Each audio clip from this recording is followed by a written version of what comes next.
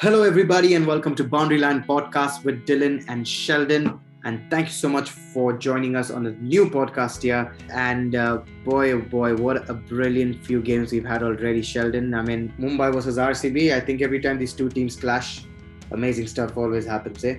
Yeah, a brilliant first game. I mean, you could ask for more, right? From an opening day, it was a game which ebbed and flowed. And Harshal Patel, what more can we say about it? Five against Mumbai. First bowler ever to do that against Mumbai. Yeah, I thought the bowling improved very well in the other half of the innings. Mumbai's innings, I thought RCB put it back really well because at one point it looked like they were going to get 180, 190 on that kind of a surface. You know, when Surya Kumar Yadav, all these guys were going like great guns, but Harshal Patel came back. I mean, I don't know if it's safe to say that RCB have finally found a death bowler or not. I think we got to be careful with saying that. Yeah, it's a bit too early. Hopefully, though. The first signs are very positive. It's too early to say. Yeah. But yeah, I mean, he couldn't have started better. I mean, I didn't even know he was going to start probably when I was putting my predicted team lineup for the first game. Probably this is going to be one of those seasons for Harshal Patel where he proves himself. Strange from RCB's tactics for opening with Washington Sundar, Sheldon. What do you thought about that? I think they made a mistake. I think they meant to open with him in the bowling instead of the batting. They got a bit confused, I think, RCB that.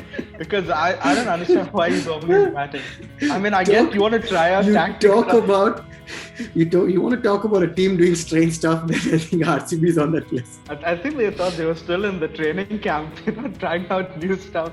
And I'm like, of course, you got to do this first game against Mumbai, right? Try out some new stuff. Yeah, I mean, I thought that was a bizarre thing. But hey, were you excited to see Maxi boy?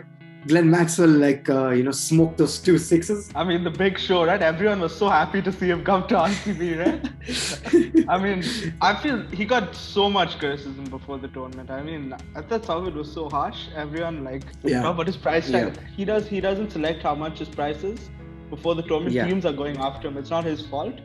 But a brilliant knock. That was a quick fire, 38. But I think that's more than he scored fully last season already. More than last season, and I think he didn't hit a 6 last season. And I think his highest score was in 2019, somewhere early part of 2019. It just says a lot, like Glenn Maxwell. I think he's going to do well for RCB, and it's not purely just because I support RCB or I'm an RCB fan or anything like that. But he just gives a feeling. You can actually see Maxwell in that team. And you can see that he's much more relaxed. He knows that there's AB to come, there's Dan Christian to come still. So what do you think? Yeah, it just gives the vibe that he's an RCB player, Just the way he plays his cricket, I don't know how to explain it. It's not something you can explain. And also them showing so much confidence in sending him before AB. I mean, that I don't know if Punjab did this. They probably tried out a lot of things with Maxwell. But I mean, sending him at 4 gives him freedom that, okay, you can go play however you want. There's still AB and there's still Daniel Christian and there's still Jameson and Sundar to come after you. That gives you a lot of freedom to go play however you want. And it came off well because he had a 50 partnership with the skipper. So it was great to see. Yeah, I thought Mumbai also came back really well, Sheldon. Yeah. I thought the bowling improved, but I think it was Maxwell and Virat's knock in the middle, I think, which changed the game for me also a bit. We'll come to AB de Villiers in a moment. I am coming to AB de Villiers in a moment because that guy's a freak. But I thought it was their knock in the middle. I thought they rotated the strike really well, and some of those 4s and 6s which they played actually helped AB's work, I felt, in the end. AB de Villiers, I think if he's not there in RCB, I don't know what would RCB do. He's just looking from the non-strikers and he's like, what the hell is going on with you guys? Not again. I don't have to do this again. But Sheldon, high school, he just comes up, smokes Trent Bolt out of the park. I mean, that shot was absolutely ridiculous. And the way he did it, there was no nonsense about it. The way he did it, just like hit it, then just like, okay, fine, next ball, come on, smacked him again, for a 4. And I was like, okay, man, if there's one guy who can actually do well on this ground, it's AB de Villiers. Because I thought it was getting tougher and tougher for the new batsmen coming in. but AB held his nerve there in the end. I mean, unfortunate to get run out, but anyways, he had to go for the second run. There was no doubt about it. He had to go for it. But are there any more adjectives to describe AB de Villiers? I don't think so. I think we've run out of a lot of adjectives describing this guy because he's an absolute freak of nature. It's just crazy, and I think after seeing also the KKR game, we could see the difference and how tough that pitch was getting, because I think in that game as well, RCB kept losing wickets after the Maxwell and Kohli partnership. They kept losing wickets, and I was like, it's not over until they get AB, and it wasn't over until they got. It was just crazy.